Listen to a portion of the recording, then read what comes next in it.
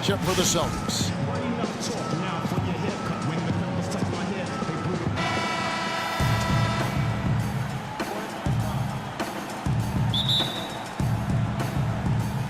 It'll be the Celtics off the tip. And now Washington's starting group. Nene and Gortat team up in the paint. Wall out there with Mr. Fundamentals. And it's Oubre in at the 3 spot. Now here's Hayward. Lee goes in. Back to Hayward. The Celtics working the ball around now. Shot clock at 5. Gortat with the block. And it's out of bounds. They say it was last touched by Gortat.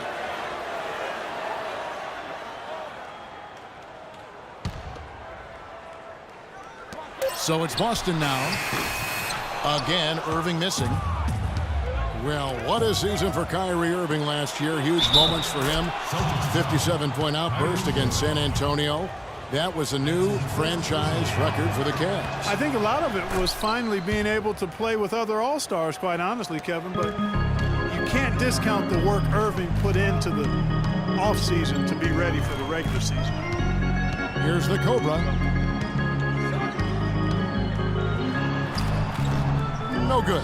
Some solid defense there by Nene. Feeds to Oubre. Shoots from the corner, and that one's good. We're about 1 minute into the first. Clark, some tough offensive sets. They want to turn it around. Yeah, they need a basket just to regain some momentum here, Kevin. Irving shakes off the strong D and gets to the bucket for 2. And, you know, it took them a while to get going, but they finally connected now on their 4th shot of the game. Passes to Gortat. Got a piece of it. And stolen by Horford. They get a hand on it. It's stolen by Wall. Here's Oubre. Oh! Yeah. And that's how you make a steal count. Turn it into a quick slam at the other end. It was really a case. It looked like Greg Anthony right there, if I can say so. It was really a case of a great defensive play triggering some instant offense. Yeah, I remember GA as an irritant, and this guy, much like Greg, creating havoc out there. And the highlight reel replay brought to you by Kia. Good stuff on that Kia Slam Cam. Now, here is Irving. Misses in close. The shots aren't dropping yet. They've missed 4 of their first 5 shots. Ring shot on the way. That is good.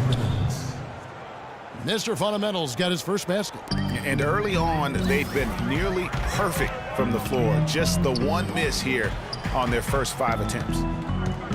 Hayward kicks to Lee. On the wing, Irving. Finds the hole for the second time from the floor. Now 2 for 5. And guys, we've seen teams hire college coaches with no NBA experience before. It hasn't always worked out, but for Boston, they have to be very pleased with Brad Stevens. Now here's Wall. He dishes it to Gortat. 6 on the shot clock. It's tipped. Here's the break. There's the pass to Horford. Here's the Cobra.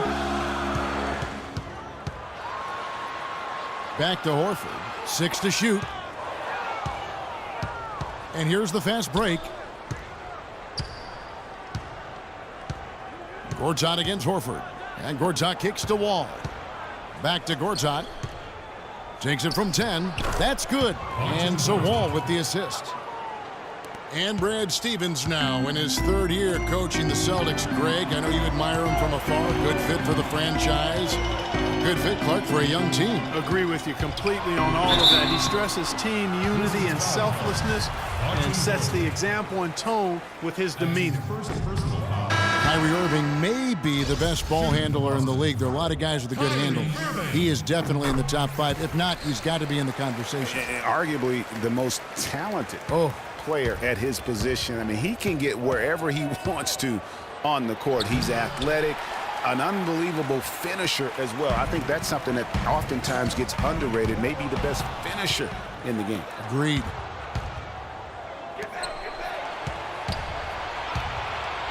Gortat dishes to Oubre. 1:56 left in the first. He dents the rim with a two-handed slam. Wow. Taking it to the rack with power right there. And hammering down with the two-handed slam. Just piling on the lead with a dunk like that. And, you know, Kyrie Irving really ambidextrous as a ball handler because you can't play him to one side, and he's ambidextrous as a finisher, too. He's so creative and crafty, terrific at the rim with both hands. And one thing about Irving's ball handling, he does a great job of protecting the ball. A very low rate of turnovers for a player as aggressive as he is on the bounce. So timeout called here, the first for Washington. Well, nobody really knew, Greg, what to make of Washington going into last year's playoffs. They came out strong with a big sweep against a pretty good Raptors team. Yeah, how about taking them down 4 straight? And it was the first time a team has swept an opponent without home court advantage since 2011. Also was the first sweep for the Wizards in franchise history. Here's what Washington's going with right now. Humphries comes in for Gortat, and it's Otto Porter Jr. in for Mr. Fundamentals. Smart, wide open, he fires. Yes, and it's Irving picking up the assist. He can be a forgotten man in their offense sometimes, but the D still has to keep an eye on him. And in the second round, the Wizards continue to be a tough opponent. I mean, they went up 2-1 on the Hawks, but were unable to keep the series lead. A lot of close, heartbreaking losses for them in that series. Here's Irving after the basket by Washington. 1:02 left to play in the first.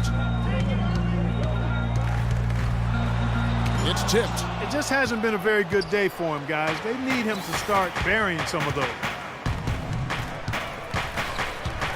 Oubre passes to Humphries. Nene down low. He's covered by Zeller. Oubre can't get it to go. And the Hawks would ultimately take down the Wizards last year in the postseason. John Wall and his injury were a big turning point in that matchup. And all those buzzer beaters for both teams made it one of the most interesting series of the postseason.